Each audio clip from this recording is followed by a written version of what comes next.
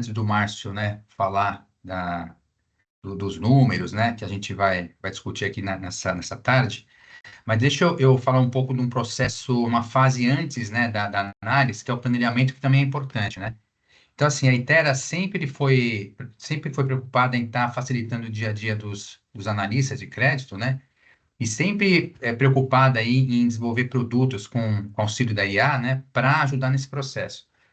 Então, a Itera, dentre outros produtos, ela tem o Itera Balanço, que acho que a maioria aqui já conhece, né, que faz a análise, né, a interpretação do PDF, né, que vocês sobem na nossa plataforma, e aí faz aquela saída do Excel, né, de acordo com o plano de contas aí de cada empresa. E aí, assim, isso traz produtividade, né? E aí o analista, em vez de dar a importância, né, nessa fase do processo, ele acaba direcionando mais o tempo, porque também é trabalhoso, né, fazer isso, o spreadar que a gente fala, né? E leva tempo. Então, a Itera elimina todo esse tempo e o analista tem o tempo, de fato, no que gera valor, que é na análise, é o que a gente vai ver com o Márcio aqui, né? Só que a gente queria mostrar para vocês, antes do Márcio fazer e ir direto para a análise, mostrar para vocês como é esse processo dentro da plataforma. O Fábio vai mostrar para vocês ao vivo, né? Como é que é feito o processo de análise, né, pela nossa plataforma. E depois o Márcio faz toda a análise em cima dos números, tá bom, pessoal? Fábio, com você aí. Legal, André, obrigado. Mais uma vez, boa tarde a todos. A ideia, como o André disse, eu tenho um balanço aqui que o Márcio vai utilizar no processo de análise posteriormente. Então, a ideia é mostrar para vocês como que a plataforma, como que a Itera Balanço extrai os dados de balanço, como esses dados são validados pelo time da Itera, a gente chama de double check. Então, a Itera Balanço faz uma primeira camada de extração, vem o analista da Itera e faz uma segunda validação, sempre olhando para o plano de contas de cada cliente. Então, cada cliente tem seu plano de contas customizado, cada cliente tem sua própria planilha de exportação, e é isso que eu quero mostrar um pouco para vocês na prática, como esses dados são validados pós-extração aqui da Itera Balanço. Então, legal, gente. Para quem conhece a plataforma, e para quem não conhece também, acho que é legal para quem está tendo o primeiro contato, como eu disse no início, tudo começa com uma construção de um plano de contas. Eu vou mostrar aqui brevemente aqui para vocês, para quem tem conhecimento, mas vale a pena que a gente entrar nesse ponto que é bastante importante. Então, começa com uma construção de um plano de contas, onde as contas que são extraídas, os valores que são extraídos no PDF, ele precisa chegar, esses valores precisam chegar ali dentro de uma planilha do cliente ou dentro de um sistema, não importa, porque a plataforma ela é construída também para fazer as conexões via API. Mas o que vocês estão vendo aqui em tela, tá? Só para dar um exemplo aqui que é importante. Aqui, estrutura básica que todos vocês conhecem, aqui ativo, passivo, DRE, ativo circulante, não circulante de longo prazo, permanente, mas o ponto principal é, cada nomenclatura dessa, que está abaixo dessas em negrito, são possíveis nomenclaturas que pode aparecer ali num demonstrativo contábil. No nosso modelo aqui que a gente está utilizando para demonstração, o que eu estou dizendo para a plataforma? Olha, toda vez que aparecer algumas dessas nomenclaturas, eu quero enxergar o valor dessa nomenclatura dentro da minha planilha, ou dentro do meu sistema, dentro da conta caixa de bancos. E assim sucessivamente. Então, investimentos financeiros, aonde que eu quero enxergar esse valor dentro da planilha, caso tenha essa nomenclatura ali no PDF, dentro de aplicação financeira.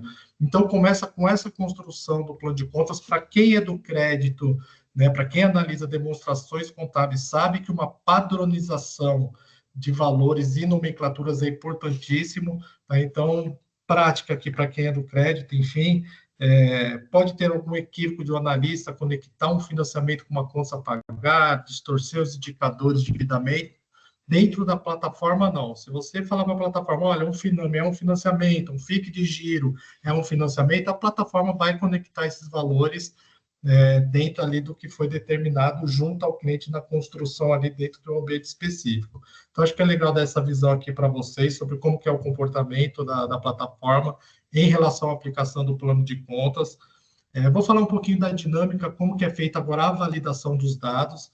Tá? Eu tenho aqui um caso que depois o Márcio vai dar sequência, assim que eu finalizar, em relação à análise, os pontos ali que ele observou que são bastante importantes, né, para quem vai conceder o crédito, mas é a empresa Nortec Química, tá? Então, é um documento aqui que eu submeti para dentro aqui do ambiente para demonstrar para vocês.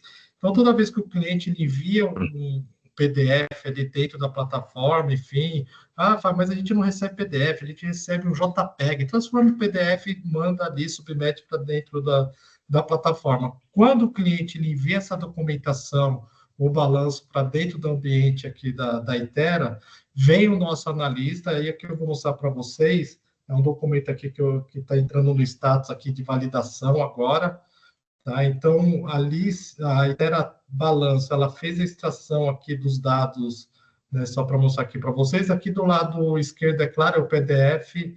Eu vou só abrir um pouquinho aqui mais para vocês, né? E essa etapa é importante, gente. Então, o cliente ele submete a informação para dentro da plataforma e quem faz a validação é o time da Itera e, posteriormente, ele faz toda a extração dos dados.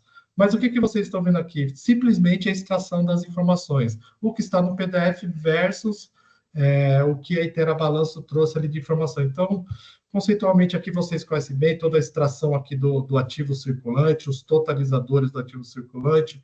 O longo prazo, aqui a plataforma ela divide ali o longo prazo, não circulante, o longo prazo e também o permanente para aplicação ali do plano de contas. Eu vou só dar um comando aqui, só para atualizar os totalizadores. Eu vou explicar também rapidamente para vocês por que eu dei esse comando aqui, só para ver se os totalizadores estão iguais ao PDF, porque muitas vezes o cliente ele questiona, legal, o Fábio, a plataforma fez uma extração, mas como que você sabe que pode ter uma diferença de soma dentro de um documento, por exemplo, né, sendo que é uma extração, enfim. Tem uma série de tecnologias embarcadas dentro da plataforma, uma delas é validar se a somatória faz sentido, a gente sabe ali que o documento ele tem que estar perfeito, ativo igual passivo e assim por diante, né? Mas eu vou fazer uma simulação aqui rapidamente para vocês. Vou colocar um número aqui, imaginando que a contabilidade tenha feito algo errado, enfim. A plataforma ela já começa a sinalizar aqui para o analista da Itera, opa, tem diferença, né, em relação ao que ela está vendo lá no PDF versus a estação. Se eu vier aqui dar um comando e pedir para ela totalizar aquele valor que eu inseri, ela já está me dizendo que tem uma diferença entre o ativo e passivo. Então, a plataforma, a todo momento, ela vai guiando ali o analista. É claro, para quem está ali no mundo contábil, no mundo de análise, sabe ali que muitas vezes o contador não transita o resultado para dentro do PL, mas isso vocês conhecem bem. Enfim, nessa situação, se fosse o resultado do exercício, seria ali transitado dentro do patrimônio para que as informações fiquem consistentes, né, em relação ao documento. Mas aqui é só para vocês terem uma ideia da validação que é feita. Enfim, no caso de algum problema contábil, faltando páginas, documentos ilegíveis, o time da Itera não conclui documento quando há algum problema. A gente sabe que tem informações importantes, não tem uma diferença de soma. A gente não inclui informação em qualquer conta ali contábil, enfim, a gente devolve essa informação para o cliente, a gente chama de rejeitar aqui no caso. Então, toda a validação é feita, por isso que tem um time da Itera, muitas vezes a gente se depara com contas que são contas de longo prazo, dentro do permanente, que contabilmente não faz muito sentido, enfim, então essa validação é feita pelo analista da Itera. Aqui eu vou dar sequência, só fazer a validação aqui do passivo, enfim, não circulante, circulante, patrimônio líquido, ver se não tem alguma informação inconsistente. É claro, como a gente já conhece bem essa etapa aqui, o time da Itera, no nossa visão aqui, quando não tem bolinhas vermelhas, quer dizer que está tudo ok em relação à extração. Tá? Só para ficar claro para vocês o porquê que eu passei aqui em uma velocidade um pouquinho aqui mais, né, um pouco mais rápida em relação à validação do dado do passivo da empresa. Em relação aqui à DRE, eu vou fazer só alguns ajustes, tá? Porque dentro aqui da extração ali, a Itera Balanço, quando me traz todas as informações, eu preciso só fazer alguns ajustes aqui, de excluir algumas contas, né, subtotalizadoras, porque senão não vai bater ali com o resultado do exercício da empresa, então só vou fazer um ajuste aqui rapidamente, tá? Vou gerar aqui um totalizador, ok, 9011, ok, 34037. Um ponto importante aqui também na validação aqui da demonstração de resultados é a questão de nomenclaturas. Muitas vezes tem cliente que, quando tem variação cambial, por exemplo, e na planilha de exportação tem variação cambial ativa ou passiva, e a gente se depara aqui no processo aqui de validação dos dados com valores positivos e negativos dentro de uma nomenclatura que a gente chama de ambígua, que dependendo do sinal, ela pode ir tanto para uma variação cambial passiva, uma despesa financeira, aí varia de cada plano de contas aí de cada cliente. Eu só vou fazer um ajuste rápido aqui também, só para a conexão ela ser mais assertiva em relação ao modelo que vai ser apresentado aqui para vocês. Tá? Deixa eu só adicionar mais uma linha aqui rápido também. Variação cambial ativa.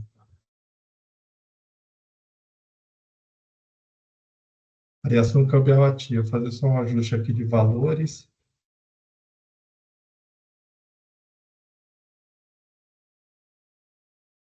Aqui, ok, gerou uma bolinha vermelha porque eu apaguei um valor, incluí novamente. Deixa eu só fazer mais um ajuste aqui.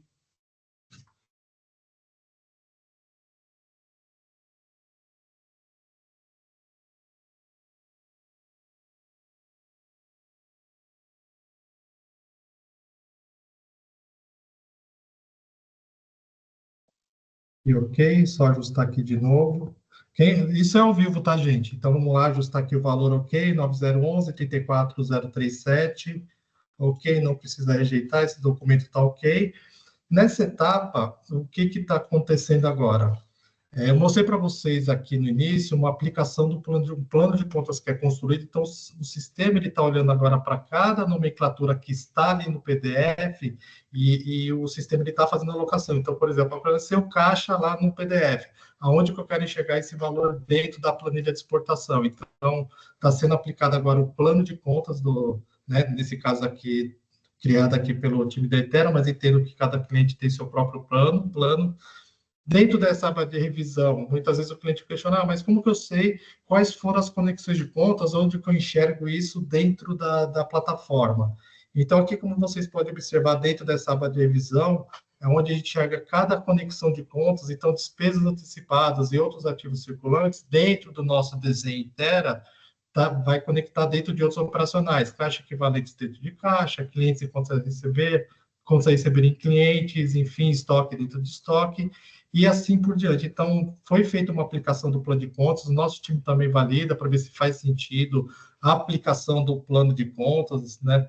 Às vezes a conta não está cadastrada, a gente faz esse ajuste para que se torne um padrão nos próximos demonstrativos. Feito toda essa validação, aí sim, a gente vem aqui, conclui a informação para o cliente que fez o upload desse, o analista que fez o upload desse demonstrativo, vai saber que a informação foi concluída, e daí para frente ele segue todo o fluxo ali de informações, fazendo a extração dos dados, enfim, dentro da sua planilha, ou se for via API, os dados serão recebidos dentro da plataforma do cliente. Tá? E para finalizar aqui, eu vou só colocar esses dados contábeis aqui dentro do histórico para o Márcio poder seguir aqui todo o fluxo, mas dentro dessa aba aqui que eu estou mostrando para vocês, chamada histórica, onde o cliente enxerga todos os balanços que tem da empresa. Então, nesse caso aqui, como eu já tinha feito aqui um balanço dessa empresa, comparativo 23, 22, e agora eu fiz 24 e 23, eu estou submetendo aqui para dentro do histórico, para que aí sim o Márcio seguir todo o fluxo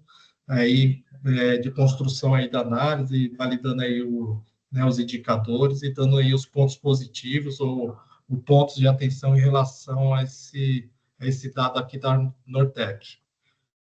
Beleza, gente? Não sei se ficou claro para todos, mas coloco aqui à disposição caso tenha alguma dúvida. Eu estou acompanhando aqui com vocês. Beleza, Márcio? Agora acho que é contigo. Ok, Fábio. Valeu, obrigado. Bom, pessoal, boa tarde, né? Estou aqui com a sala cheia aqui. Hoje tem bastante gente aqui, até alguns até conhecidos que acabei de ver o nome aqui, Vanderlei, Ademildo. Muito, muito bom estar vocês na sala aqui, gente. E lógico, né? Todo mundo aqui tá muito. A sala hoje está muito. Tem muita gente aqui, muita gente colocando a foto aqui, né? A Alessandra aqui, a Miriam, tá todo mundo aqui querendo participar do nosso webinar de hoje, né? Então, vamos lá. Como a Duda já comentou lá no começo, né, gente? A ideia aqui é pegar um case e começar a explorar a, todas as facetas da análise de uma empresa. Então, a ideia é pegar os pontos relevantes que a gente bate o olho, né? Grandes informações, né? Eu vou pegar esses dados que o Fábio já tem aqui, eu já montei aqui uma apresentação. Eu vou mostrar aqui a apresentação para vocês aqui, e aí a gente começa a falar, e uma coisa diferente que a gente vai fazer dessa vez é o seguinte, a última vez a gente colocou, né, os pontos fortes e fracos, né?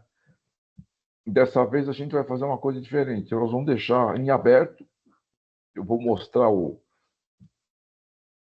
slide, né?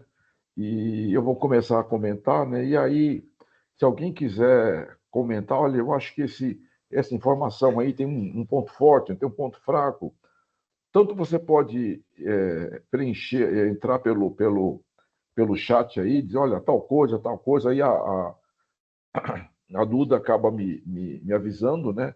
Ou então você abre o teu microfone aí e diz, olha, eu acho tal coisa, e assim a coisa fica um pouco mais participativa, né? Então tá aí, acho que vocês devem estar vendo o meu slide aí, né? Números contando histórias, né? Que é exatamente isso que a gente enxerga no balanço, né? Aqui da Iterra, né? Até para hoje tem tanta gente nova aqui que muita gente conhece a gente, é claro, né? Mas nós já estamos aí há 17 anos na estrada, né? E começou lá mexer com inteligência artificial muito tempo atrás, né? A gente foi se consolidando aí no mercado de informação para crédito, né? E hoje nós estamos aí com mais de 100 mil documentos, né? Da base, falando de IRPF, falando de balanço, quer dizer, tem muita informação que a gente usa para crédito, né? IRPF mais ligado à pessoa física, balanço mais ligado à pessoa jurídica, mas esse mundo não para, né? Então, vamos lá. O Fábio já mostrou o balanço, né? Agora eu queria mostrar para vocês, quer dizer, a gente vai seguir mais ou menos aqui um ritual, né, que a gente costuma utilizar nas análises. Não quer dizer que todo mundo é obrigado a fazer exatamente a mesma coisa, né? Mas qual é a ideia aqui, né? Começar pelo resultado, né? Então, nós estamos falando aqui de uma empresa bastante lucrativa, né? Ela vende, tem resultado, nunca é tudo perfeito, né? Nunca tudo sobe ou tudo cai, né? Quer dizer, não é só sucesso o tempo inteiro e nem tragédia o tempo inteiro. É um pouco de cada, né? Então, vocês devem estar vendo aí a performance da empresa. O compartilhamento saiu. Caiu. Opa, não entendi. Saiu, Márcio, a tela. Acho que saiu. Opa, deixa eu sair e voltar então, peraí.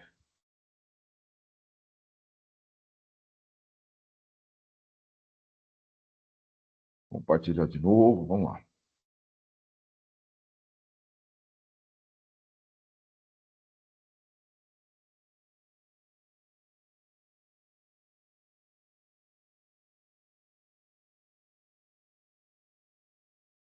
Voltamos?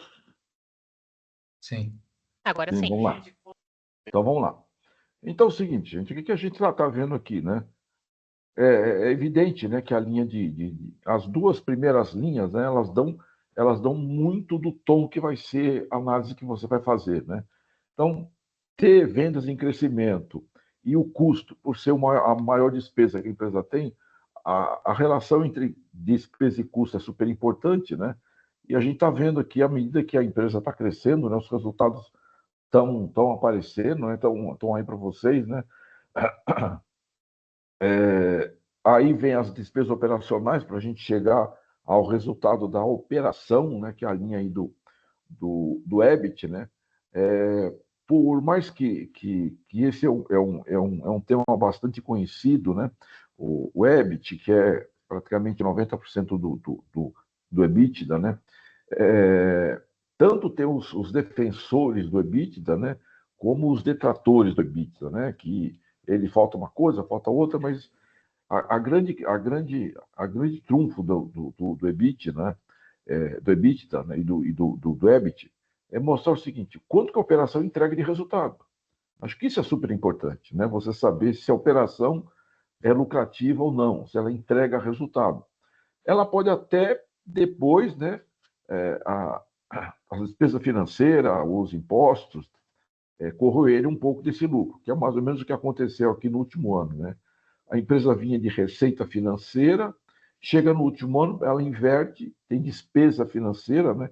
Então isso acaba dando uma encolhida no resultado daí para baixo, né? Mas é o seguinte, são dores, né, que cada empresa tem, né? Ninguém vai ser lucrativo a vida inteira, ninguém também vai perder dinheiro a vida inteira, né? Mas é isso, né? Então é o seguinte, como pontos fortes e fracos aí, não sei se alguém comentou alguma coisa aí, mas de qualquer forma é isso que eu estou falando, né? A empresa tem uma rentabilidade, a operação entrega resultado, né? O último ano aqui a gente está falando aí de um resultado que é corroído pelo impacto financeiro aqui, que é um número realmente importante, né? Mas isso não chega a trazer o prejuízo, só a margem que cai um pouco. Então, isso seria um ponto negativo, né? A gente tem. É uma empresa que gera resultado, mas tem um impacto financeiro que derruba o lucro final. Então, basicamente, isso é o que resume essa parte de resultado, né? Que é os pontos fortes e fracos que eu acabei de comentar aí, né? Falando agora de investimento, né? Nós estamos falando de uma empresa que tem umas mudanças importantes, né, no seu resultado aqui, né? À medida que os números vão, vão ficando maiores, né? Estou falando aí de crescimento de ativos, grandes números da empresa, né? O que chama a atenção desse negócio aqui, né, como um todo, né? Uma coisa, o caixa da empresa começa a ficar meio reduzido, né? E a empresa começa a ter uma coisa que não existia e agora existe, é a empresa emprestando dinheiro para as empresas do grupo, né? Então, isso é uma coisa que não tinha nos balanços anteriores, e olha que eu já acompanho essa empresa há muito tempo, ela não tinha, né? E isso muda um pouco a cara da empresa, quer dizer, se você imaginar que o investimento, né, o ativo é todo investimento que a empresa tem, um pedaço está sendo investido fora dessa empresa, né? Então, a operação gera resultado, mas um pedaço acaba saindo para fora do balanço. Então, isso é uma coisa que a gente precisa acompanhar, porque muita empresa acaba, vamos dizer, exagerando, né, em tirar dinheiro de um lugar e colocando no outro. Isso acaba, às vezes, complicando a vida da própria empresa, né? Então, a gente tem aí como pontos positivos, né? A empresa tem crescimento de ativos, vamos dizer, a parte de ativos normais aqui, né? Aquilo que ela usa para produzir seus produtos continua em crescimento, mas agora entrou uma variável nova que não tinha antes, que é empréstimo para empresas do grupo, né? E isso acho que é um ponto assim de atenção. Não quer dizer que não pode emprestar para as outras empresas do grupo, né? O que não pode é depois a gente perder o controle, né? E perder a mão da história, né? É isso que é o grande ponto aí, né? Márcio, só. Ou Não, André, desculpa. Não, eu não sei se você concluiu, mas tem um ponto também que chama a atenção aqui, que também tem que ser investigado, e tal, pelo analista, a questão do contas a receber, né? Que ele também ele cresce mais que proporcionalmente à venda, quer dizer, tudo indica que pode ser prazo, né? Pode ser alguma coisa, ou pode ser até atraso, né? Então, isso impacta também na questão da tomada de recurso, né? bem Pode lembrado, André, impactar. bem lembrado. O crescimento aqui, a análise horizontal, né? Acaba mostrando um crescimento bem forte, né? É a única conta que destoa, né, ao resto do ativo. Todos os números caem, menos ela, né? Então, isso é interessante ser comentado, sim. Obrigado, André. Valeu esse comentário aí para a gente ficar ligado, né? Vamos Então, observar também. observado. Então, aquele negócio, já olhamos o resultado, a empresa é lucrativa, mas diminui um pouco o último ano por causa do juro. Está investindo, né, em clientes e agora um investimento novo que é saindo dinheiro da empresa indo para outro lugar. Então vamos ver o seguinte, ela investe, está ganhando dinheiro, mas como a gente está falando de uma medida fora do normal, né? Como é que ficou o balanço dessa empresa? Quer dizer, a gente até já pode imaginar, para quem tinha receita financeira e agora tem despesa financeira, que essa empresa deve ter se endividado. Mas vamos ver agora no passivo, só para a gente ver assim, como é que ela está captando esses recursos todos para fazer essas mudanças todas aí, né? Então, a gente está vendo aí o fornecedor continua tendo aí uma parcela expressiva, né, das fontes de recurso, né, e ela tem bastante empréstimo a curto prazo, né, dá um crescimento importante nesse último ano aqui, mas o maior volume está no longo prazo. Quer dizer, então, é uma coisa que eu costumo comentar bastante nos meus cursos, né? Empresa estruturada tem dívida a longo prazo, ou seja, é uma coisa pensada, não é aquela coisa impulsiva como a gente vê, né? Muitas empresas, muitos empresários só pegam dinheiro no curto prazo, porque é mais prático, tal, porque o longo prazo pressupõe você fazer um projeto, você pensar um pouquinho melhor, mas isso faz toda a diferença lá na frente, né? Do que você crescer aí ao sabor das ondas aí e depois se dar mal lá na frente, né?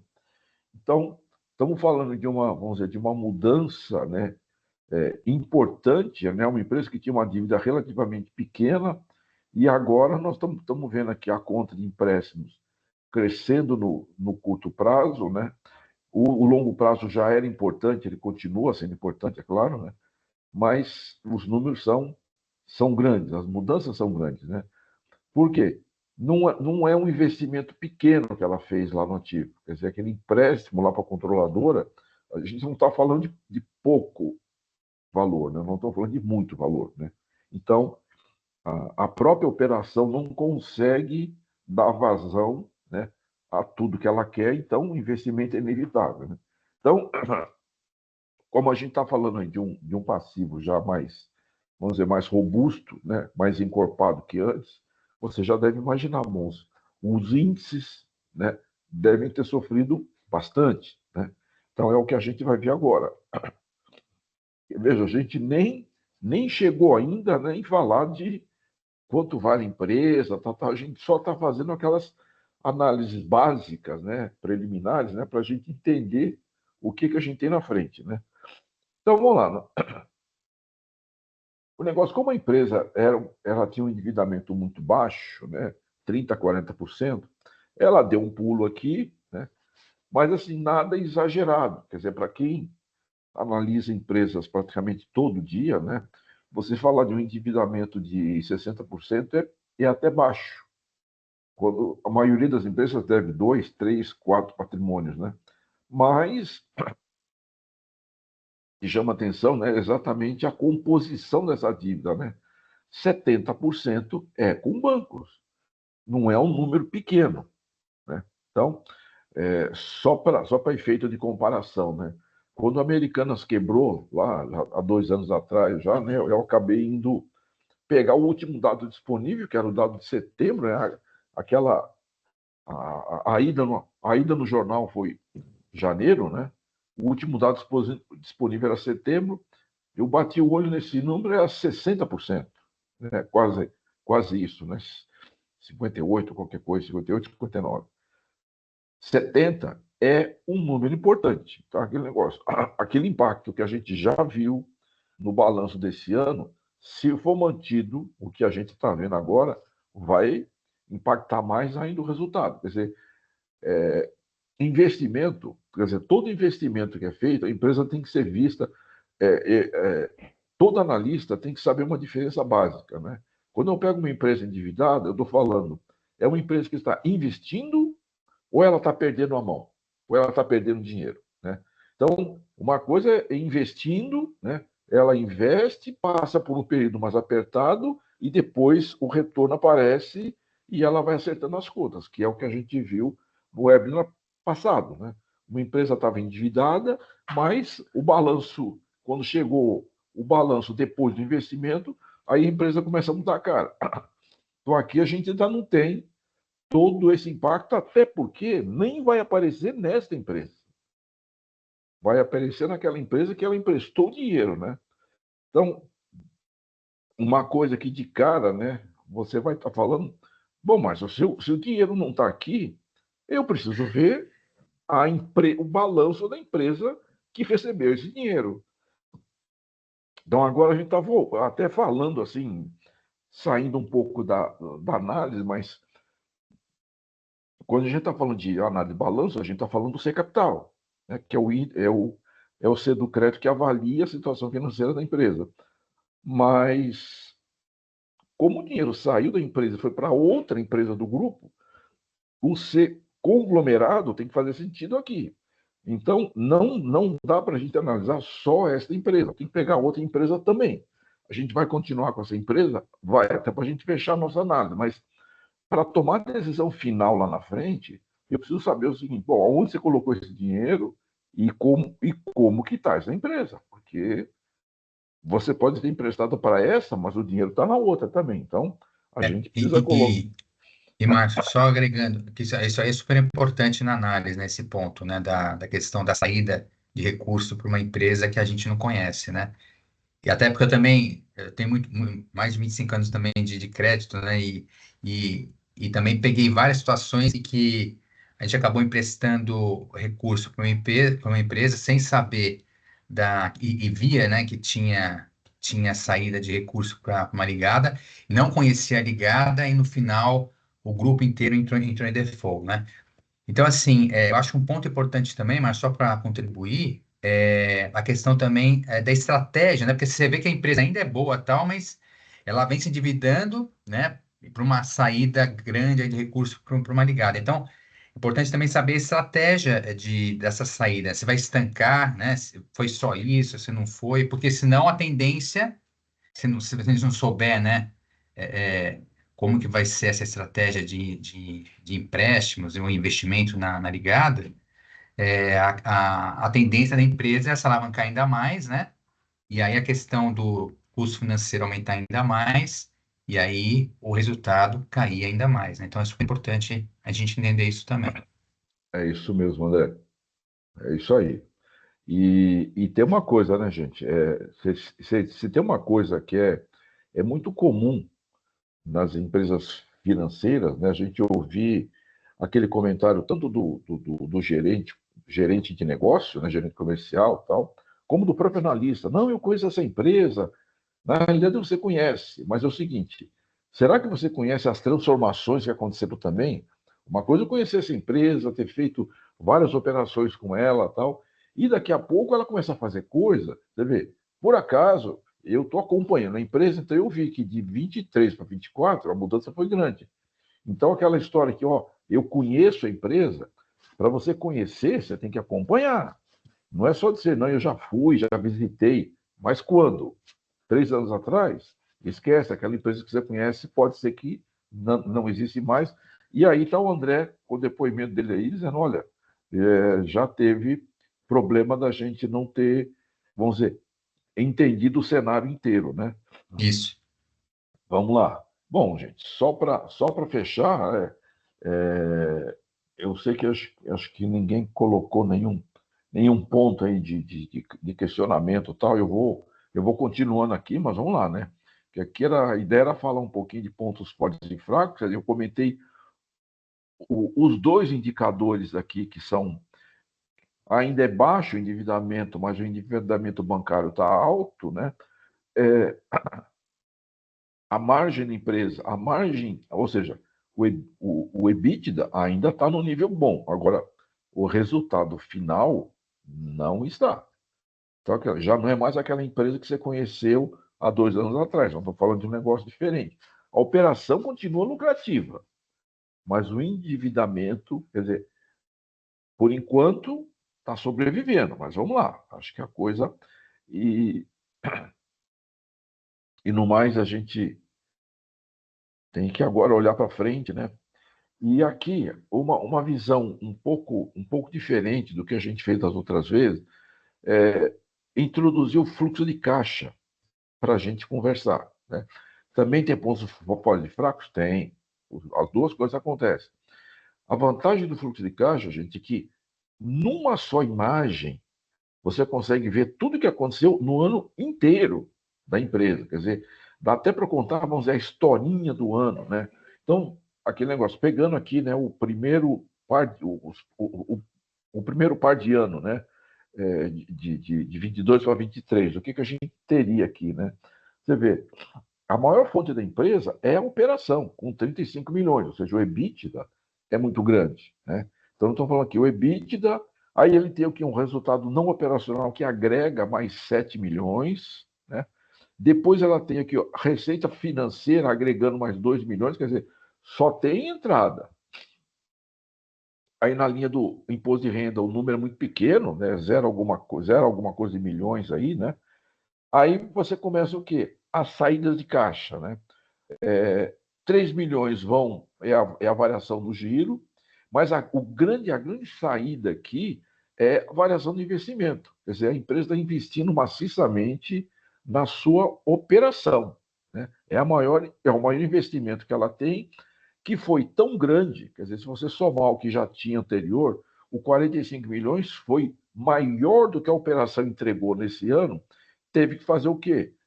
Você tem uma variação positiva dos financiamentos, entrando aí 15 milhões na empresa, né? E a movimentação de capital, aqui o sócio tirando 6 milhões aqui, né? Não é proibido tirar dinheiro da empresa, é claro, né? E no final das contas o caixa ainda aumenta a 6 milhões. Quer dizer, se você fosse contar essa história, né, da empresa, o que aconteceu nesse ano? É uma empresa lucrativa, a operação entrega o maior entrada de caixa vem da operação, né? Mas a empresa está investindo tanto que ela teve que recorrer a bancos para completar o seu caixa, né? E o sócio acaba levando um pouco embora, que faz parte do negócio. Então você vê, praticamente numa frase, gente, você consegue falar tudo o que aconteceu no ano inteiro, né? Então, isso aqui é da parte, vamos dizer, da parte antiga da empresa, né? Vamos falar agora, né? Então, de longe, né? Não estou falando aqui de pontos fortes. A própria geração de caixa da empresa é o maior recurso que a empresa tem, né? E o ponto fraco aqui, né? Quer dizer, investir não é ruim, mas assim, o valor é expressivo ao ponto de fazer com que a empresa tome recurso externo, né? Então, esse acaba dando, vamos dizer, uma desequilibrada, né? E no ano seguinte, né, aí você tem exatamente o que a gente comentou lá o impacto lá da DRE, o impacto lá no passivo, né? Então você vê, a operação já não é a principal fonte do fluxo de caixa. Anteriormente, não. Ó. Era a maior fonte, quer dizer, o valor continuou o mesmo. Aqui é 35, né, de EBITDA, e aqui é 37, é até um pouquinho melhor. Só que você vê, comparativamente ao resto das contas, né, o número começou a encolher. Por quê? A partir dele, começa a ter o quê? A cobrança de juros que não tinha no ano anterior, imposto de renda tinha, mas agora ficou um pouco mais evidente aqui. Investimento no giro, que anteriormente era menos, e aqui, de novo, né, um grande investimento, né, sendo que esse investimento, o outro era praticamente exclusivo em ativo da empresa, né? Agora nós temos aqui um detalhe desse investimento aqui, falando, né, do investimento em outros ativos, que é exatamente aquele empréstimo para uma outra empresa do grupo, né? E aí, a grande tomada de recurso, né, que é 50 milhões, que é o seguinte, é maior do que a empresa gerou no ano. O ano anterior, não, a gente está falando que ela gerava 35 e captou 15, é mais ou menos um terço aí, né? Agora não, ela pegou mais dinheiro no banco do que ela gerou da operação, porque o valor realmente é muito grande, né? Os sócios, então, deram uma parada, né? Não tiraram tanto dinheiro e ainda sangrou o caixa um pouquinho, aí, em 13 milhões. Então, aquele negócio, nós estamos falando de uma situação bem mais crítica, ou seja, se tivesse que dizer, olha, dos 2 anos, qual foi o ano que o caixa passou mais apertado? De longe, foi o ano de 24, né? O ano de 23 foi mais tranquilo, porque todo o recurso veio da operação. Aqui não. Uma boa parte veio da operação, mas esse é o fluxo de caixa, vamos dizer, um pouco mais estressado, né, como a gente fala, do que o outro, né? Bom, é isso, né? Então agora a gente vai fazer o seguinte, né? Vamos começar agora vendo o seguinte. Bom, o objetivo aqui é ver o seguinte: eu consigo dar dinheiro para a empresa? Acho que esse é o que a gente está esperando aqui, né? Essa análise faz sentido para a gente entender os números, o que aconteceu no ano, tal, tal, tal. Então, esse slide que vocês estão vendo aqui, vamos dizer, é uma proposta, né, de uma política de crédito, né, aonde você tem aqui é, os 4 grandes segmentos da economia, né? Comércio, indústria, serviço e o agronegócio, né? E aqui o seguinte, a política, essa política de crédito, né? Cada um tem a sua, evidente, né? Aqui é um número mais, vamos dizer, é um número médio do mercado aí que a gente ouve falar, né? Então você tem aqui o limite teórico para um comércio é de 30%, da indústria 35%, do serviço 40% e o agro, que é o mais, vamos dizer, atirado, né, dos outros, né, 45%. Então, essa é a política que, ou seja, é o apetite ao risco, né, que a instituição resolveu bancar. Eu vou até aqui para esse segmento, eu vou até aqui nesse outro segmento. Mas tem uma outra, não é só definir que percentual eu vou dar das vendas, né? E sim o seguinte, eu vou ter que levar em conta o limite ajustado ao risco. Porque quando eu estou falando de 30%, é para uma empresa boa, né? Ou seja, aquela empresa que eu entendo que é um risco mais tranquilo. Então, se a classificação de empresa for boa, eu vou colar nesse valor, né? Ou seja, é 30 no comércio, 35 na indústria e por aí vai. Se ela muda de A para B, eu posso ficar nos 90, porque o A e B são empresas muito boas, né? Então, eu mantenho praticamente, eu faço um pequeno ajuste de 100 para 90, né? Mas a grande mudança é o seguinte: as empresas C, que são empresas mais arriscadas, embora sejam a maioria das empresas brasileiras são empresas C, nós estamos falando aí de 75, 80% das empresas são empresas C. Então, elas não têm como elas não têm uma saúde financeira tão boa, mas ainda tem muita, vamos dizer, muita linha para queimar, como a gente fala, dá para chegar a 70% do valor definido pela política de crédito. E a empresa D já é uma empresa mais complicada, quer dizer, ela já passou por problemas, está meio se arrastando aí, então não vale a pena, quer dizer, aí nós estamos tratando aqui apenas do quesito percentual do ajuste, né? É evidente que à medida que eu vou ajustando para baixo, eu carrego também na garantia, né? Porque aqui você fala, nossa, mas 40% é para uma empresa que está ruim, mas e a garantia que eu vou pedir aí, né? Então, não dá para a gente colocar aqui também, mas a ideia aqui é mostrar só, vamos dizer, a política em si, né? Eu sei que cada um tem a sua, mas é um, é um exemplo teórico importante, né, para você saber, né? Bom, agora é o seguinte, agora eu peguei a minha política, vamos colocar agora a nossa empresa aí dentro, né? Bom, se a gente colocar a empresa aí dentro, pegando aí o faturamento dela, né? Se ela fosse um comércio, 70 milhões, se fosse uma indústria, 86, 98 no serviço e 110 no agro. Como é uma indústria, não estamos falando aqui de 86 milhões, que é um número importante. Só que esse é um número teórico, eu ainda não entrei com o nível de risco, né? E o que acontece com essa empresa? Agora sim, né? Como ela é uma empresa C, ou seja, ela antes era uma empresa B, Mas com essa última mudança, né, de resultado, de endividamento, tudo isso fez com que a classificação piorasse. Então, ela caiu, ela caiu para C, né? E o que acontece então? O número teórico continua o mesmo, né? Só que é o seguinte, aquele limite de 70 cai para 50. No caso da indústria, né? De 86 é 60. Quer dizer, a empresa continua tendo crédito.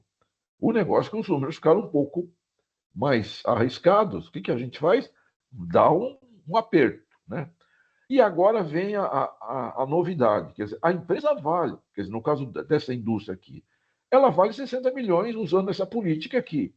Só que aí você tem que colocar o seguinte, bom, quanto que ela já tem? Né? Então, veja, ela já tem só, veja, eu estou pegando aqui só o número do balanço. Né? Eu sei que você, no seu ambiente de trabalho, você consegue acessar o Banco Central, lá o SCR. Então, o balanço aqui está 81, mas ela pode ter já 90 já no SCR. O balanço é de dezembro, nós já estamos em setembro, provavelmente muita coisa aconteceu, né? Então, o ideal é que quando você for usar para fazer a tua análise de uma proposta que tenha chegado lá, você vai usar o quê? O último SR que você tiver na mão, né? Que pode ser 90. Né? Mas você vê, o que acontece nessa empresa aqui? Em todos os segmentos aqui, ela já passou. O que quer dizer isso? Quer dizer, ela merece 60, no caso, como ela é uma indústria, né? Só que ela já pegou 80, ela já passou 20, né? Então você vê, mesmo que você tenha lá uma proposta de 3 milhões, 5 milhões, não importa o valor, já passou da política que foi definida, os números que já foram definidos na política. A não ser que tenha assim, uma condição muito especial, uma garantia muito especial, aí a, a gente pode rever. Mas, assim, usando assim, os números da política, nós estamos falando o seguinte: olha, ela já passou da medida. Né? Então, você vê, Márcio, Opa, deixa eu só interromper fala, Sandra. aqui. O Keyson, ele fez uma pergunta que acho que é mais ou Opa, menos nessa linha que você está entrando, né? Que ele pergunta o seguinte, né? No caso de produtos de crédito de longo prazo, né? Quer dizer, limite de longo prazo, eu acho que eu entendi aqui, com garantias reais, né? Então vamos pensar aqui com uma hipoteca, né? Uma alienação fiduciária de imóvel. Como que enquadraria, né, nessa dinâmica de limites, né? É o que você está falando, quer dizer, isso aqui é uma ideia, mas pode ser revisto se o cara entrar ou ele fala aqui, ó, produto CDC, Finame, etc., que tem garantia, né? Por exemplo, vai fazer uma aquisição de frota, né? Uma indústria comprando um caminhão. Quer dizer, aí poderia talvez ultrapassar esse percentual, é isso? Se tiver exato, garantia real? Tá. exato. Na realidade, até para não complicar muito o modelo, né? É, é, eu acabei usando aqui só um limite, né? Mas na realidade, o que todo mundo faz, assim, um limite para curto prazo e um limite para longo prazo. Então, quando eu estou falando aqui de 60, pode ser o quê? Olha, 50 no curto e talvez mais 70 no longo. Porque você vê, tem algumas oportunidades que a gente não pode deixar de fazer. Quer dizer, imagina que essa empresa aqui diga, olha, eu quero fazer um Finame de 20 milhões, né? E agora, o que eu faço? Já está estourado, mas é o seguinte, eu tenho uma. Quer ver, é um dos menores produtos com inadimplência, é um Finame. Por quê? A empresa não vai deixar de pagar um equipamento que ela está usando para tocar a sua vida. Né? Então, a gente está falando de coisas que, se a gente não fizer um ajuste naquelas coisas efetivamente relevantes, né? Acho que a pergunta aí é muito, muito perspicaz, né? Porque se você não fizer um ajuste naquilo que for relevante, só seguir tabela, a ideia, gente, de fazer uma política muito justinha, ela está limitada o quê? Ou em a PJinhas, né, aquelas empresas dentro do Simples, né, que o score resolve, ou pessoa física, né, cartão de crédito, cheque especial, tal, tal, tal. Quando começa a chegar nesse nível de empresa, você tem que dar uma flexibilizada mesmo. E acho que a pergunta do Kelson aí foi muito, muito boa, né, para dizer o seguinte, ó, nada é tão mutável, né, que não possa ter uma segunda coluna aqui dizendo, olha, vamos dividir isso aqui em quanto que eu dou no curto prazo e quanto que até onde eu consigo chegar no longo. E aí, né, André, vale a pena a gente dizer, não, realmente, se ela tiver uma garantia muito especial, a gente vai, né, e caminha. Então, a ideia aqui, porque essa pergunta, né, quando a empresa vale para crédito, é a coisa mais comum nos treinamentos que eu vejo. O pessoal me perguntando, mas tudo bem, já entendi, analisamos isso, analisamos aquilo, mas quanto vale?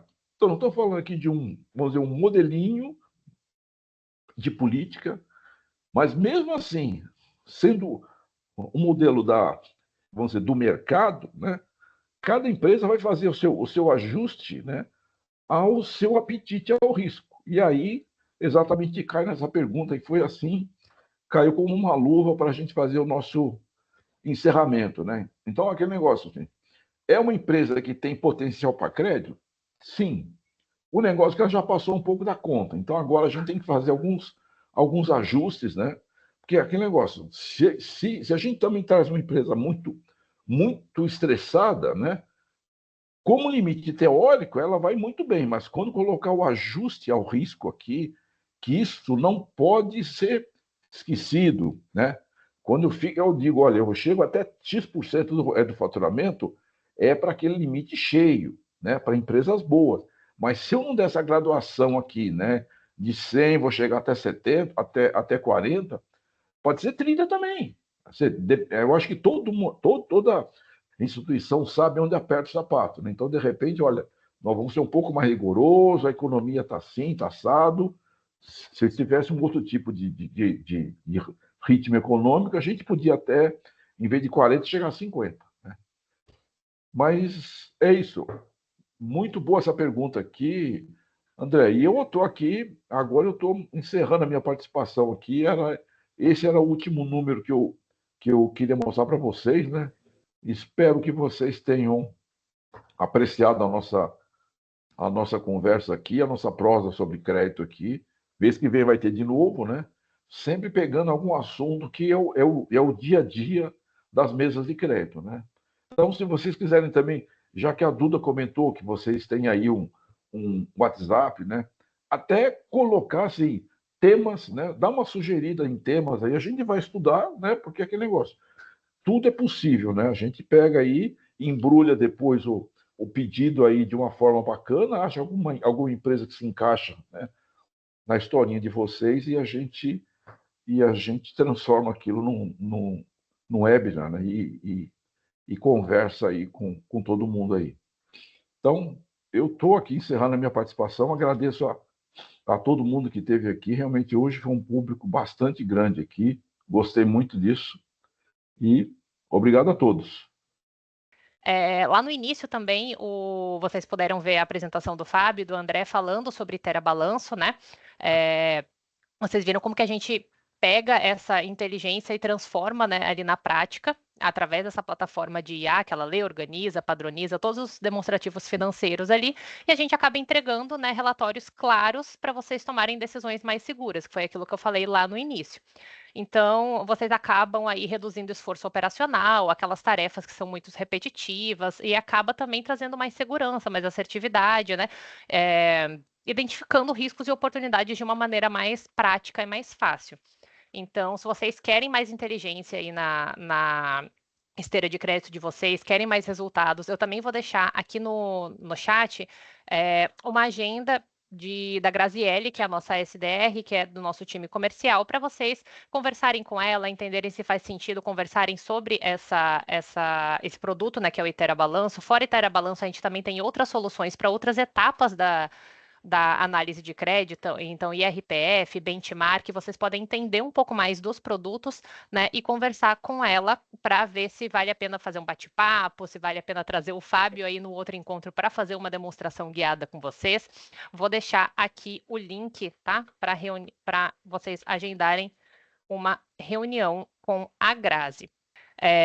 Mas, novamente, queria agradecer aí para vocês que participaram. A gente teve realmente, que nem o Márcio falou, muita gente por aqui, muitas pessoas que a gente já viu em outros encontros e outras novas.